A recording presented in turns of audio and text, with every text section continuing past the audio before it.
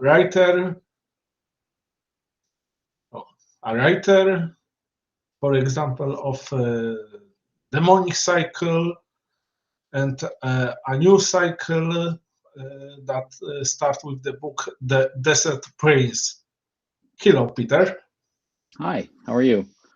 Glad to be here. Fine. Right, but most important, how feel you? All right, it's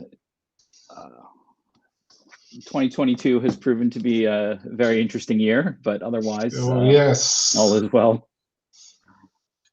Hit like track or Bayraktar. Very hard. Yeah.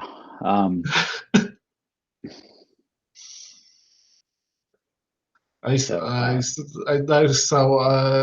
the chat, kill it with fire. Agatha, what kill with fire?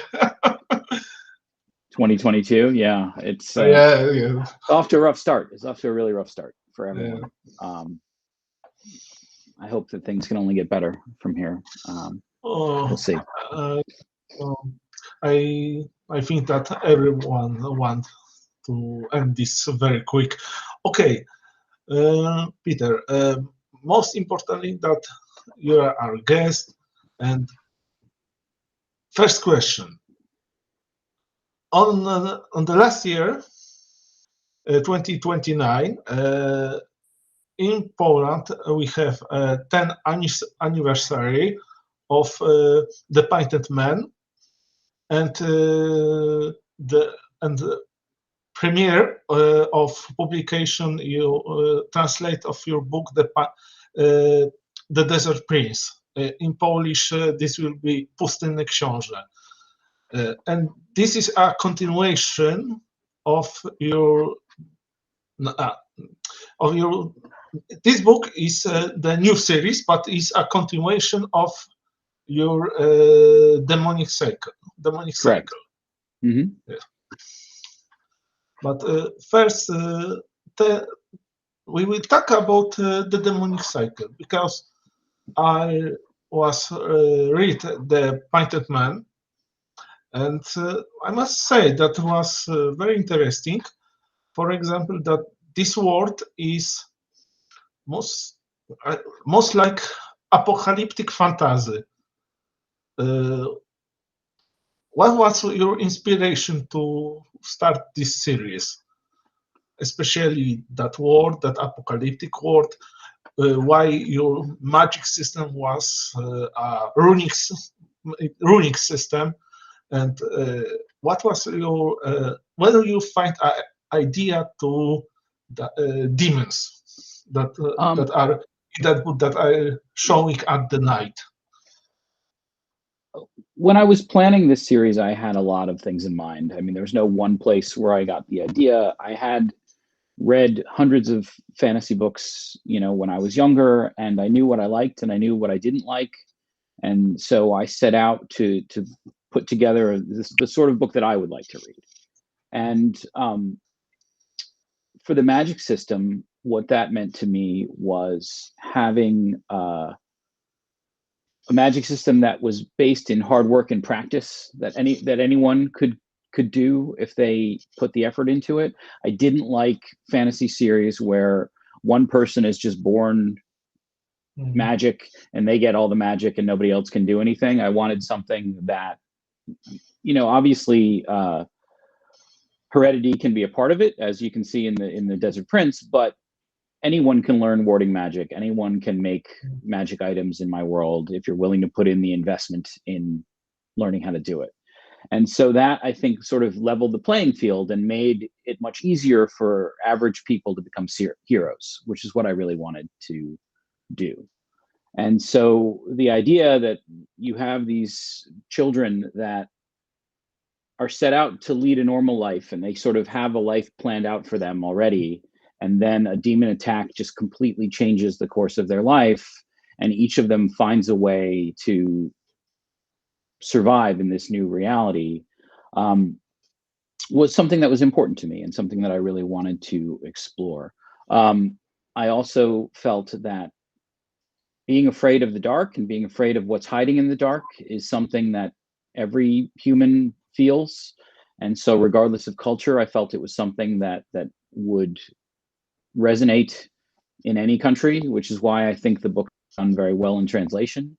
The idea of magic symbols that keep evil at bay is also something that you'll find in almost every culture.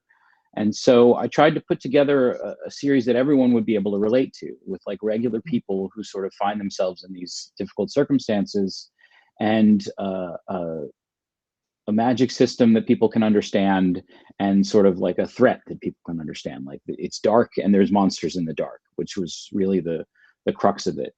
And then I set out to sort of create this world where people are living in fear of that all the time, and thought about how that would affect everyday life. You know, when you're living in fear all the time. That was something for me that was particularly resonant, because I was writing that first book right after the September 11th attacks in New York City. I was there during the attacks, and so a lot of my thoughts and ruminations on the nature of fear that made their way into that series came from what I was going through that day and what the people around me were going through. And so, you know, I put all of these things together to create this setting. And the setting seems to have really been something that people relate to and enjoy, which has been so wonderful to see. Okay. I must say to the rest people, if you wanna answer a question, just write that on the chat on the right. Later I will read some questions. Yeah, I have that chat window open too, so I'll try and read them and be ready. Just right. So it did turn into a sort of autotherapy creation outlet. Meaning, like, I used it as my own therapy? I think so. I mean, I think most authors do that, whether they mean to or not. I mean, the things that come out in your creativity, whether you're a writer or a musician or an artist or anything, are always the things that are weighing on you, that are on your mind. And so art, by its very nature, is something of a therapy outlet. It did allow me to explore a lot of things that I was wrestling with at the time. But I also, as the world grew, its problems started to become its own problems and not really directly related to anything here. And so some of that, I found myself in interesting places where I needed therapy for make-believe things.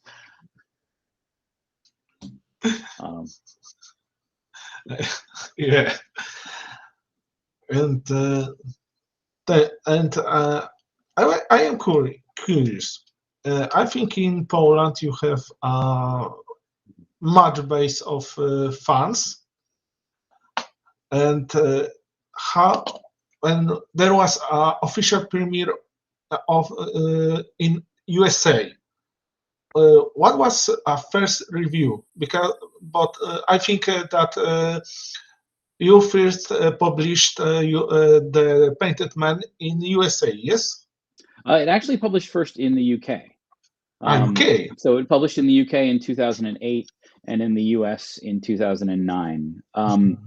The US had actually purchased the series first, but the UK just managed to get it out on shelves a little sooner. And so the book was already a bestseller in the UK and really getting a lot of positive reviews before it even came out here at home, which was interesting. Felt a little backward, but it was nice. I'll take it. And so then it came out in Poland, I believe, in 2010. I think, because my first visit to Poland, I think, was 2012 for PolCon in Wrocław. So that, I think, that was my first visit to Poland, and the books had already been out for a little while by then. I now see that the Painted Man first was 2011. Oh, okay. First, That makes first sense. tome. Yeah. Yeah, so it had been out for about a year when I made my first visit Oh, to Poland. and woo, now 20 years. It's Okay. the 10-year anniversary that just came out, edition that just Yeah. came out, like was really a big benchmark for me, because it's hard to believe that I've been doing this for so long. I never thought that my career would last for 10 years, much less have, books republished with new art, and just the 10th anniversary edition is just gorgeous and collects the entire book in one edition for the first time in Poland, which is really, I think people are pretty happy about. And I love the art. I get to work with the artist very closely. Dominic Broniak and I email each other constantly with ideas for illustrations, and so that has really paid off in the art for the books. I agree that illustrations that are now are gorgeous, but I must say that the older, that for example, we can see on the bookshelf on your on your back on the illustration, that also can catch an eye. I remember that very often I was in the bookstore, that I can always I turn my head to, and just to show what is it, what is book is, who is our artist that made that illustration, and also who made new one. So you mean the covers? Yes, covers that all yes. sort of match together on the shelf. So the original Demon Cycle covers, the artist is Larry Rostant. Larry is a photographer, and so each one of those covers had a model basically dressed up in a costume appropriate to the series, and then Larry does a photo shoot and then digitally puts effects over that. And so we've also just had the fortune of having an incredible set of models who've worked with us for those. And when they decided to split the books in two in Poland, the way that they made the spines match together on the shelf, some people don't like the fact that the books are split in two, and that's not something that I have a lot of control over. But the way the design worked on the bookshelf was so beautiful and so eye-catching that I think that that's really been a big benefit, because you can't walk by that on the bookshelf without turning. And so I'm really fortunate that the design work at Fabrica Swift is so good and really catches people's attention. The new covers, those orange ones, these designs are Dominic Broniak, the same artist who does the interior illustrations. Fabrica Swift got a design studio to take that art and turn it into these book covers that have really just knocked it out of the park. Just been amazing. And then the artist for the new version of Desert Prince, this artist, I am forgetting their name at the moment, and I'm embarrassed by that because I should be able to produce that. But I'll mention that in a bit. Those covers have also just been beautiful and just really helped kick off the new series in a way that I think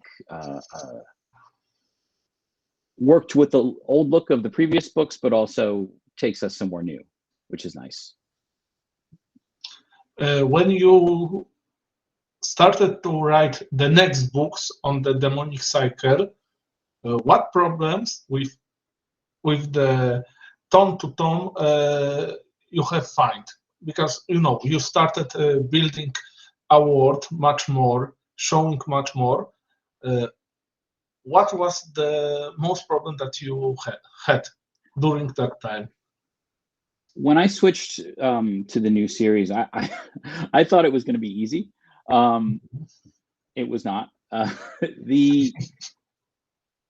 What I love about the Demon Cycle is that there's all of this rich history that there's so many more ideas that can spring from everything that's already happened. But the problem with writing a long series like that is each book collects more luggage, and so every character, as they experience things in each book, has so much more going on. And when you put those characters in a room together, you have to remember who killed whose father, like who slept with whose wife, like all of these things. In order for them to interact, the author has to hold all of that in their heads. And so I thought by bringing in an entirely new cast of characters, I could get rid of all of that baggage and things would be sort of light and fresh again. And in some ways that was true.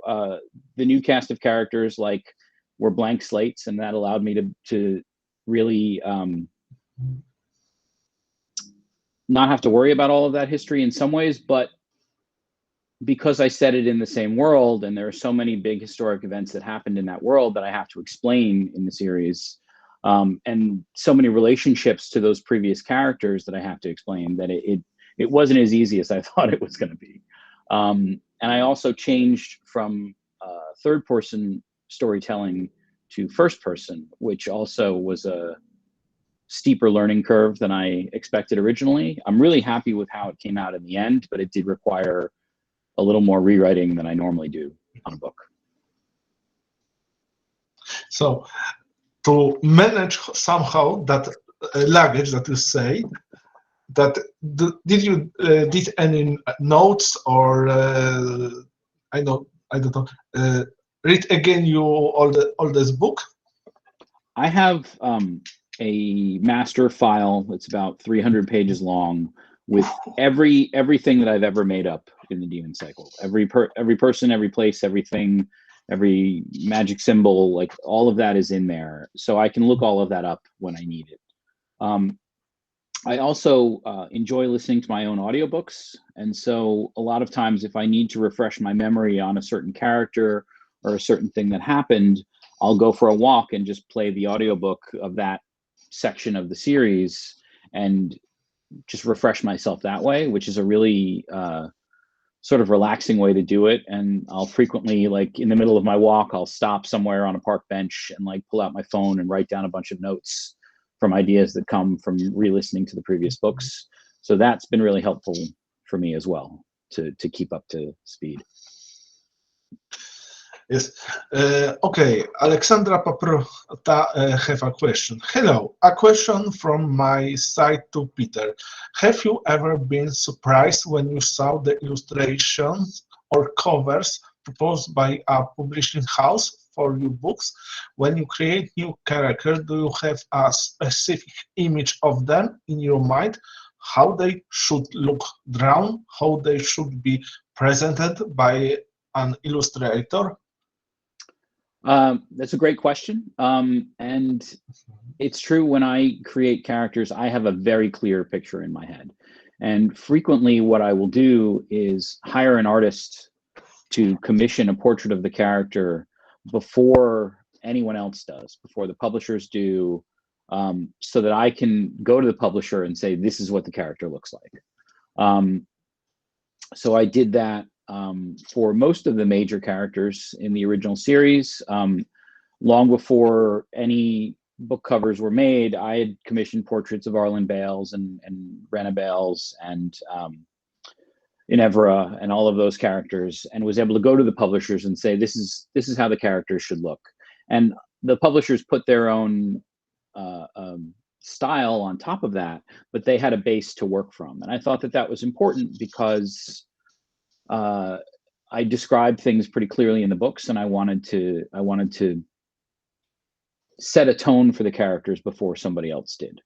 And for the most part, that approach has really worked. I'll see art, in Poland or in France or all over the world that's based on those original pieces that I commissioned. Because when people Google the names of the characters, that's the art that comes up, and then they have that to work from. But there have occasionally been covers that were totally different from what I expected. Sometimes in wonderful ways, and sometimes in ways where, like, okay, I don't see it that way, but Obviously, some artists did, and that's valid too. It's interesting when your work is in so many different languages. The Demon Cycle is in 27 languages now. Some of those publishers will get in touch and want to have a conversation and work together. And some of those publishers just hire an artist on their own. And I only find out about it when I get my sample copies, sometimes years later. So it's interesting. Okay. Any more questions? I think that not now. And I have a question. When did you know at the start that your characters in your book will be Arlen, Lesha, and Roger? I don't know. In Polish, it is Royer. Yeah, Roger is how I pronounce it. Roger. Yeah. Did you had at the start image of that characters, or that characters in Painted Man was just, for example, now one character, and then you think, oh, this should be a nice idea to add that one, for example, Roger. Yeah. What was your inspiration to these characters, and why they? What do you wanted to say by that characters also? So the original version of the Painted Man, which no one has ever read and no one should ever read because it's terrible, is entirely from Arlen's perspective. So the entire book from beginning to end is just Arlen's perspective, and you only meet Roger and Lisha when Arlen encounters them, later in life. So the book begins when Arlen is 11 years old, and he's around 25, I think, when he first encounters Roger and Lisha. And so in the first version of the book, he meets them on the road right after they've been attacked by bandits, and that's how their relationship begins. But I had spent a lot of time designing those two characters because I wanted them to sort of be a trio in some ways. When you're writing a fantasy story, you need someone who's good at fighting, you need someone who's good at magic, you need somebody who's good at healing the wounded, and you need somebody like who like in RPG. Yeah, exactly. RPG group. And so, Roger is the bard, and Lisha is the healer, and Arlen is the wizard / fighter.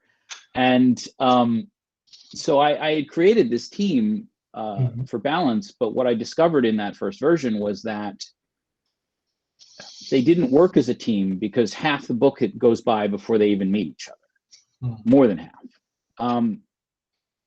And when I was unable to sell that version of the book or even get an agent to represent it, I went back and rewrote it. And part of that rewrite was making Lisha and Roger characters from the very beginning and telling their stories fully rather than having them relay it as like a fireside anecdote to Arlen when they meet later in the book. You get to experience everything that they've been through up to that point, so that when you encounter them and they're suffering and in need of help, you feel it because you were there for everything that led up to that. And I think that was the version of the book that worked. That was the version of the book that resonated with agents and publishers. And so it was very necessary. If I had just done the books from Arlen's point of view without anything else, I don't think that they would have had the power and reach that they ended up having. Okay. Anna Jasieńska. Hi, Peter. Where did you search for inspiration for the magic symbols, signs? Did they come from a specific tradition, or they have a mixed source? Hi, Anna. That's a good question. When I was designing the symbols, I hired an artist. Her name is Lauren Cannon. And it was the same artist that I had hired to do portraits of some of my characters. I had chosen Lauren because of some work that I'd found of hers online, where she had done illustrations of people with tattoos, and the tattoos were these sort of magic symbols that were really like, it's hard to find an illustrator who's good at doing tattoos. And so when we were working together, we originally did the commissions for Arlen and Rena, where they were, and you can look up that art online, it's easily available. And you see them covered in tattoos. And then I hired Lauren to design the actual symbols that we would use in the books. So some of those symbols were based on her art style, but we also looked at different languages, ancient languages or modern languages that used similar symbols. So we looked at Sanskrit and we looked at Japanese and Chinese, just for inspiration. But then Lauren put her own style on it and created this massive page of symbols. And then we sort of went through those individually and said, like, okay, this one will be the flame demon ward, and this one will be the rock demon ward. And so we still have like a ton of other designs that we can use to have more wards in the future. So it was inspired by some real world things, but it also relied heavily on the style of the artist, Lauren Cannon, who did the designs. Okay. Anna Gołchowska raised the hand. Okay, if I use my voice? Yes, we heard you. Hello, Peter. Hi. Good to see you again. I wanted to know, you already mentioned that you had some tips and tricks you're using while writing. You have a compendium, you have this awesome idea with, first I go to the artist to create the character I want, how they look like. Do you have any other such tips and shortcuts and good personal ideas on how to organize your work or make your life easier when writing? I do think that if you have the ability to do it, commissioning some art based on your series that you will own the rights to is a massive help to a new writer. The fact that I own those ward symbols, the fact that I own the symbols in the beginning of the chapter that tell you whose point of view you're reading from, the fact that I have some commissioned paintings, like high quality commissioned paintings of characters, allow me to give that art away. And by that, I mean, I'm published in 27 languages, and every time a new foreign publisher buys the rights to the books, I send them a little pack of art that has all of the ward symbols, that has the chapter headers, that has other bits of art that I own, that I can just say, you can just use this for free. I give you permission. And the result of that has been that in every country that my books are published, they use the same ward symbols. They use the same, those little pieces of art. Publishers never turn down free art. And so no matter what language you read the books in, you see those same magical symbols on your book. And if you go to my website, you see those same magical symbols there. And I think that it's a way that sort of ties together all of these different editions of the books and makes them mine, and makes the community of readers feel more welcome together, because they all have these sort of familiar things regardless of where they're reading from. So that is a very helpful thing that you can do. In terms of tricks for writing itself, the magic comes differently to everyone. So it's hard for me to really give advice, because a lot of that is just based on how you access your creativity. I am a big believer in being able to be creative wherever you are. And by that, I mean, if I'm at home at my desk, I can type in Microsoft Word on my computer. If I'm out and about, I can take out my iPad and I can write on the same file on my iPad. And if I don't have that, I still have my phone, and I can open up my phone and still open a book file and write. And so particularly with the first book, I wrote that book on the train going back and forth to work. And so I would only have maybe 30 or 40 minutes each day, like each way to work. And so I had to get used to being creative for 30 minutes and then going on about my life and then stopping and being creative for 30 minutes again. And I think that that was a really useful skill, like the ability to work on a variety of different devices and the ability to put my head in a creative space on command rather than, you know, setting aside a big block of time. Both of those I think have been really helpful in my career in terms of just getting things done. Because if you only write, you know, 500 words a day, it doesn't sound like a lot, but if you do that every day, it adds up very quickly. And so that's something you got to remember, that writing is a marathon. It's not a sprint. Thank you. And you writing that 500 words every day or more? My rule is usually 1,000 words a day, but lately it's been more difficult. I have a 5-year-old at home, and the schools keep closing because, you know, every time one of the kids has COVID or a sniffle or something, the schools close. And so this last few months has not been as productive as I normally like to be. But I feel like 1,000 words in general is a good number. Like, it's not a lot. It's only maybe 2 pages. So there's no excuse for not being able to write that much, even if you only have an hour or two to devote to it. But if you do 1,000 words every day, that adds up. You know, that's 365,000 words a year. That's 1 big fantasy book or 2 normal books. And during a day, are you doing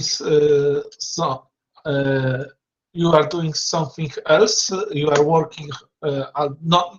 I don't think about that you're working on your book or you are with your child. Do you do something else?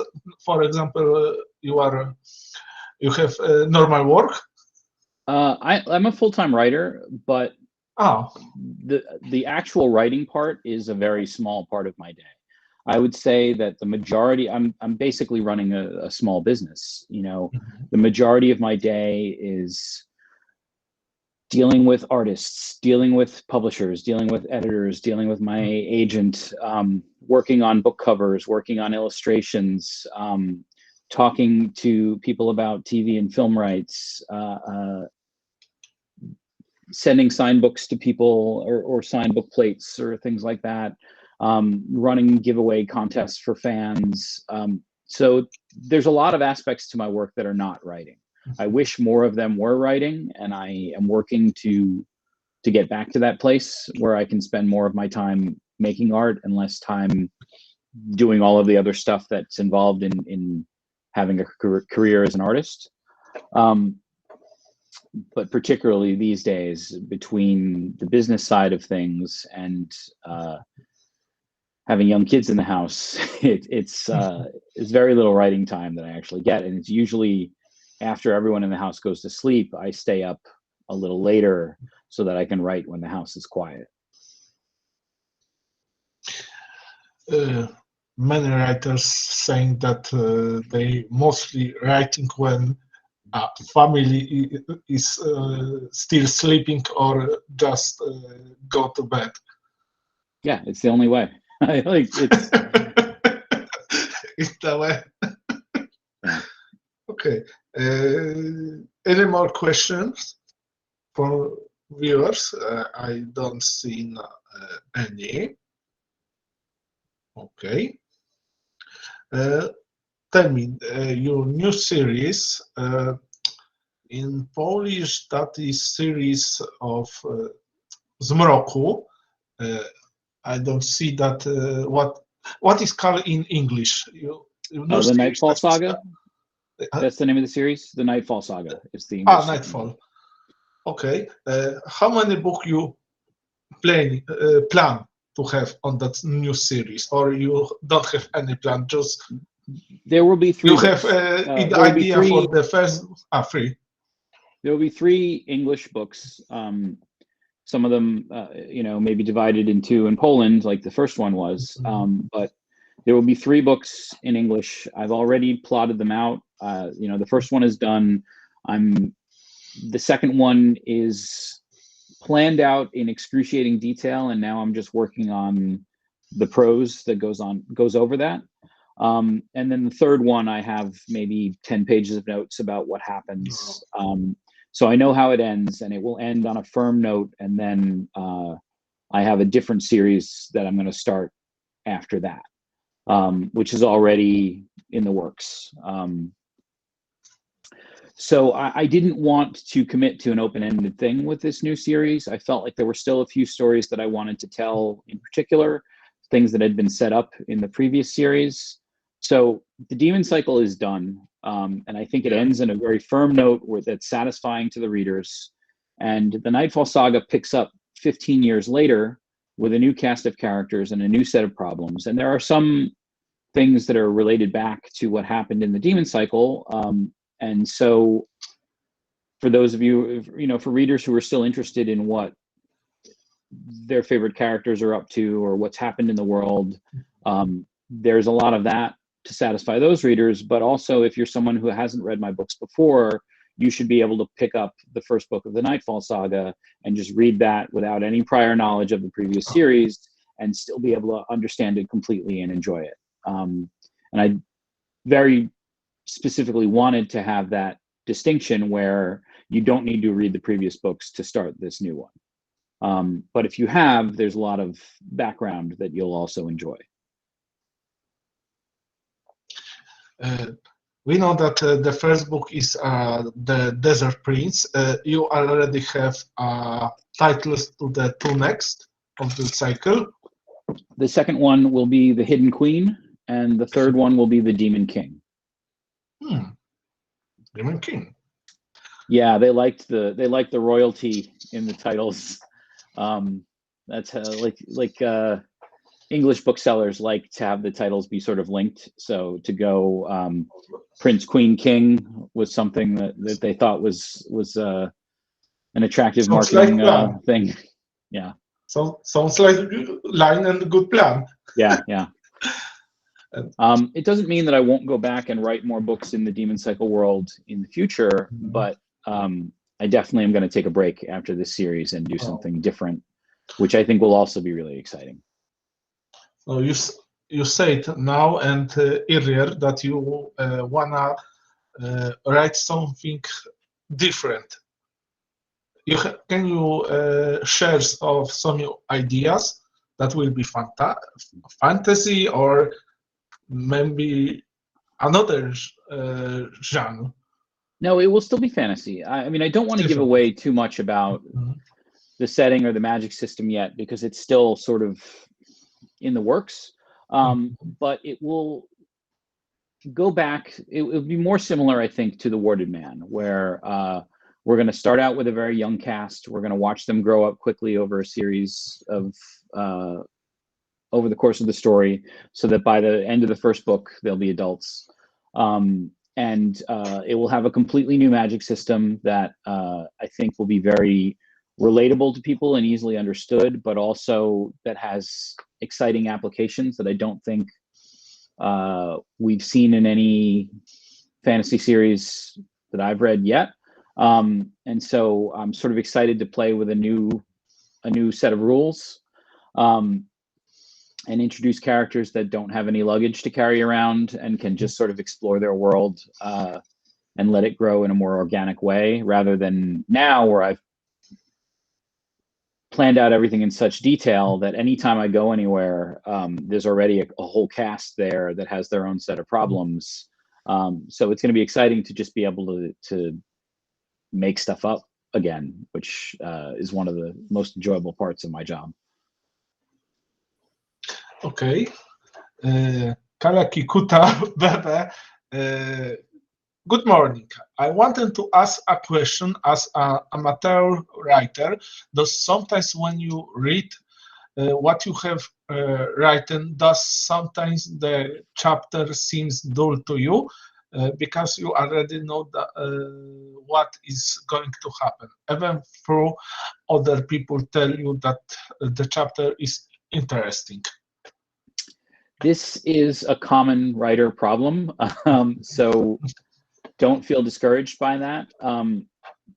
In order to create a professional, polished piece of writing, you need to write and rewrite the same scene over and over. I would say any piece of writing in one of my books has been rewritten 2 or 3 times from the ground up. And so, you know, the first draft, I'm just trying to get the ideas down of like, this is what happens.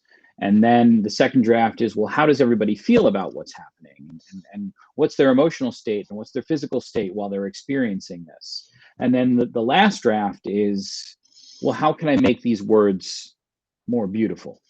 How can I get rid of words that I don't need? How can I make it shorter and more exciting when it needs to be?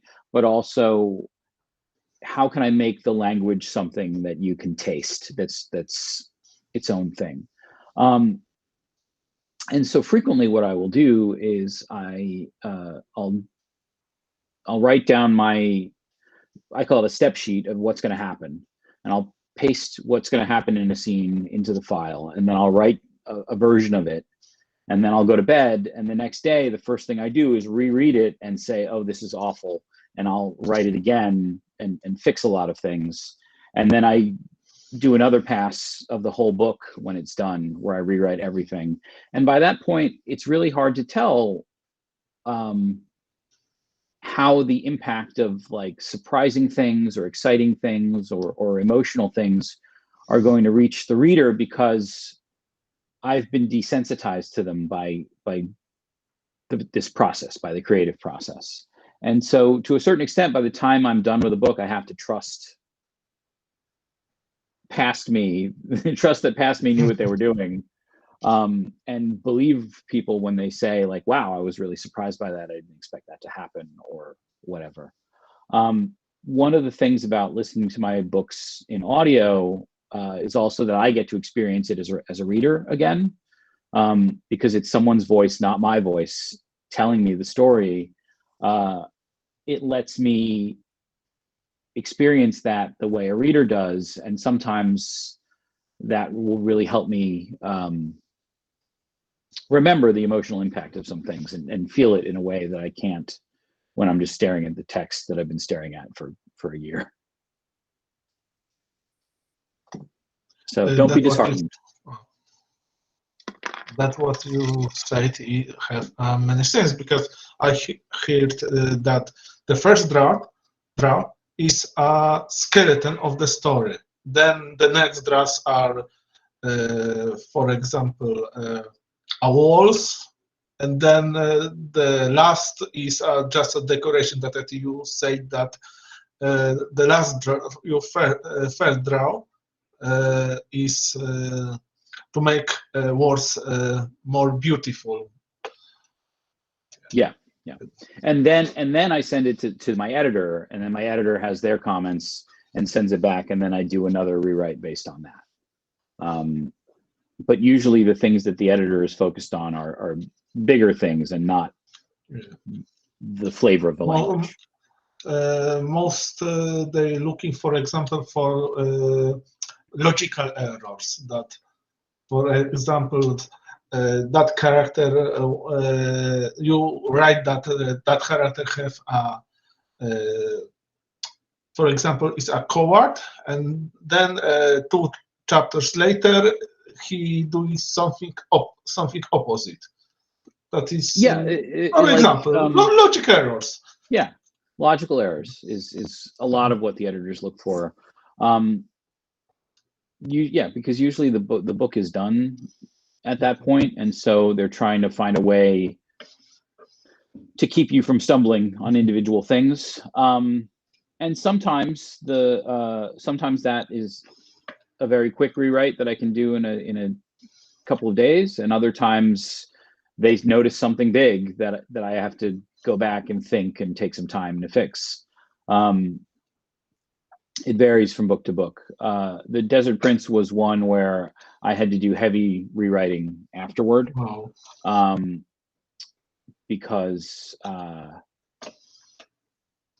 just the nature of the first person language was something that I wasn't used to, and my editor pointed out a way that I could do it better. And once I listened to their advice, I realized that they were right, and I had to go back and rewrite every page to make it sound the way I wanted it to sound. And I'm really glad that I did, because it's better. It's better now. Okay, Anna have another question. Anna? Hello, hello. Hi. Do you have a scene, part of the book that you find you recall loving writing? Is there some place, some scene that you just loved to write, or something that was so frustrating you would never ever touch it ever again? I mean, there's some of each of those things. If you want specifics from the Demon Cycle, fighting scenes are the easiest for me to write. I think in general, I can sit down and write a fight scene very quickly. It comes to me without much effort, and I have a way of describing fighting that I'm comfortable with. So those parts come really easily. It's the emotional parts that are more difficult, and sometimes they're the most rewarding, and sometimes they're the most frustrating. I think in the early books, particularly in the Desert Spear, there are some scenes of abuse with Rena Tanner in particular that were very hard for me to write, and I thought it was important to write them because I wanted some of my characters to be victims that were recovering from abuse, and because that's the way the world is, and I wanted those people to be seen and heard just like everyone else. And so I had my reasons for doing it, but it was very difficult for me emotionally to write those scenes. And I'm not eager to go there all the time. It was a dark place. But then there's other moments that are just so joyful. The wedding scene in the Daylight War is one of my favorites still. Sometimes when I'm in a bad mood, I'll listen to it on the audiobook just to cheer me up. Unless you're Because Alicia. that's true. Although, look, everybody that night had a good time. Everybody either, had a party or got married or had sex. And that was the thing that was joyful about it, was that I got to give my characters, all of the characters, like one moment of happiness, one way or another. Even Leisha got lucky that night. And so I think that was sort of like, I knew that there was a big storm coming for all of those characters, and they were all gonna suffer before the end. And so I wanted them to all have one sort of happy moment, and it was just a joy to write. And even now I go back and look at it, and I feel, when everybody comes up to Rena and she gets scared because she's afraid of crowds, and they all start giving her gifts, like even I choke up. So it's a special thing about writing, is that sometimes you can even affect yourself. Thank you. Okay, the next question. Sorry. Yes, I wanted to ask, do you have any tips for writing dialogues, or it just comes to you natural?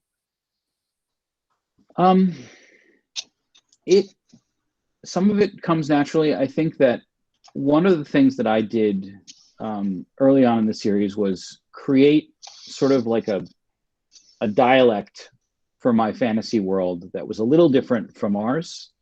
I use figures of speech that are just based in that world and not based in ours, and just a way of speaking that is a little different, and that allowed me to put some flavor into the dialogue that wasn't there previously. And I would even have it be like, in this city they say, they use these slang terms, and in this city they use those slang terms, and you can tell who's from one place or another based on the way they talk. So when the characters go from place to place, they sort of encounter these different ways of speaking, and I think that makes the world feel a little more real.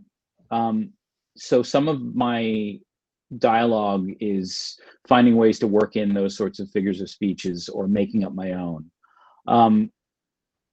But beyond that, you have to just really be true to your characters and what they're feeling.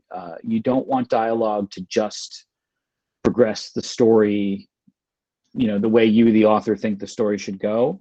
The narrator voice is better for that in a lot of ways. The dialogue should be about the emotions that people are feeling at the time, and should flow in a natural way. It shouldn't be these sort of big explanations of things that aren't really the way people talk. So I tend to write dialogue very quickly. It's one of my favorite parts of writing. But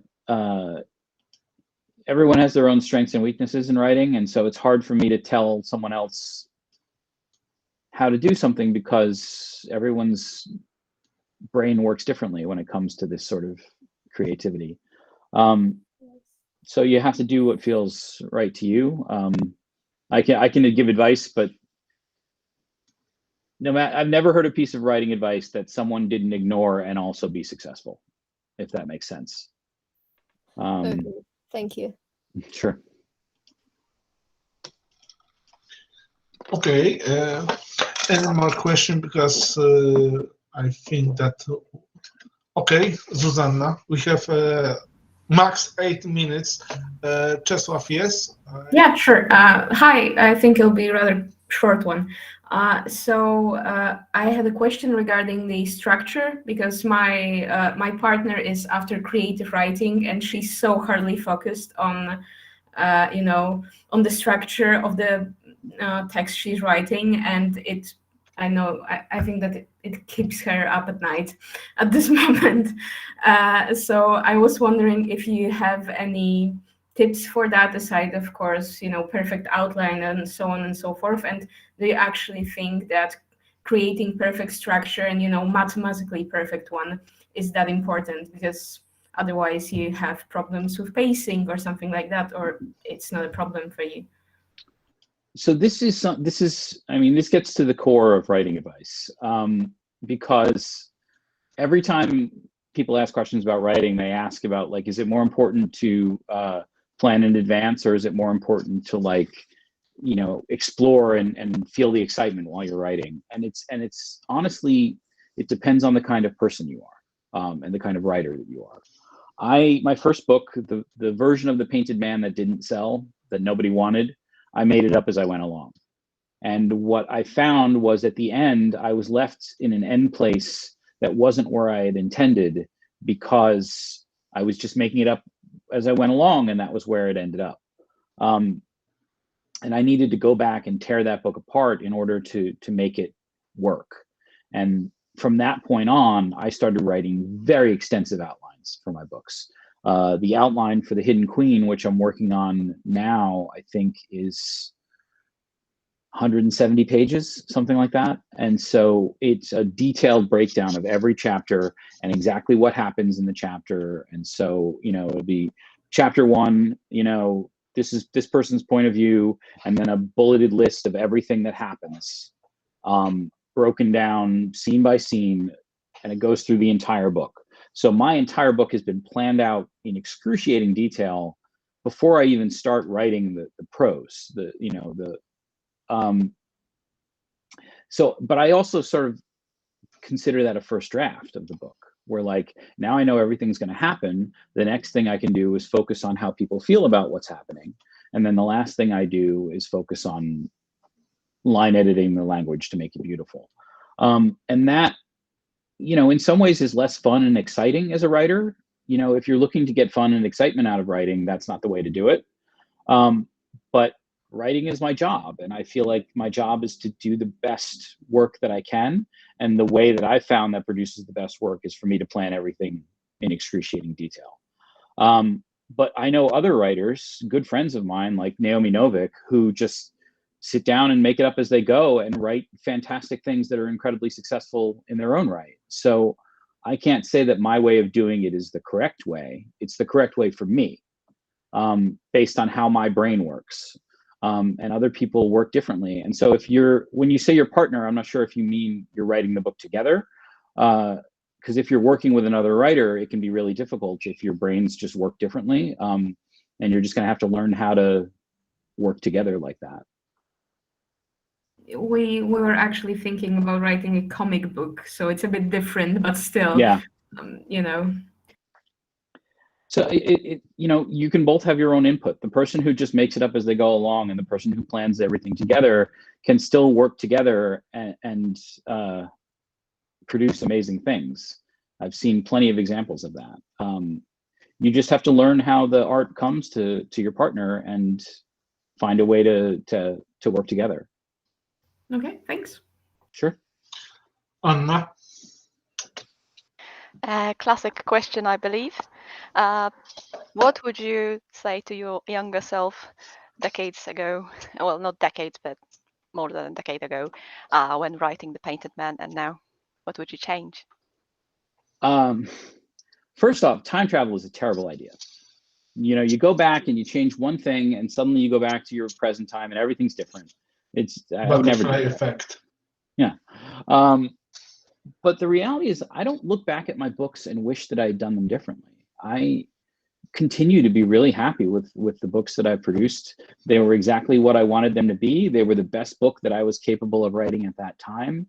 And they also sort of represent parts of my life. They remind me of what I was going through in my life when I was writing that book.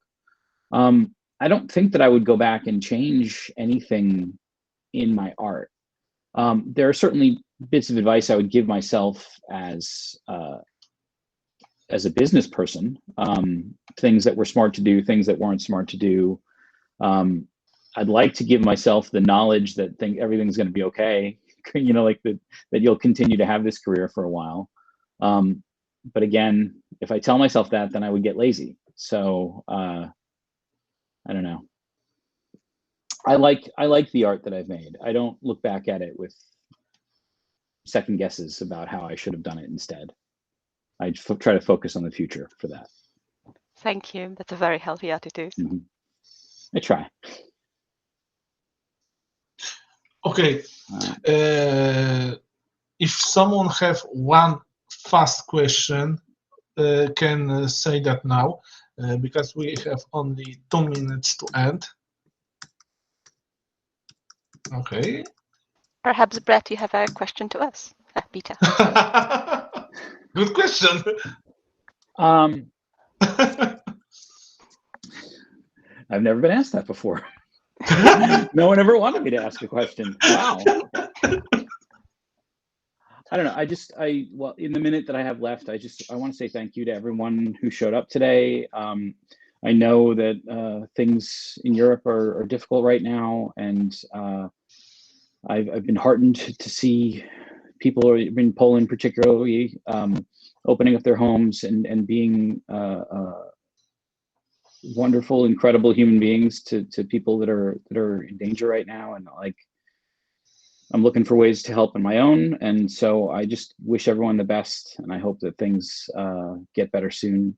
And thank you for letting us all have a little distraction for a few minutes today and think about something else. No, I'm crying. Thank you. Right. All right. Okay.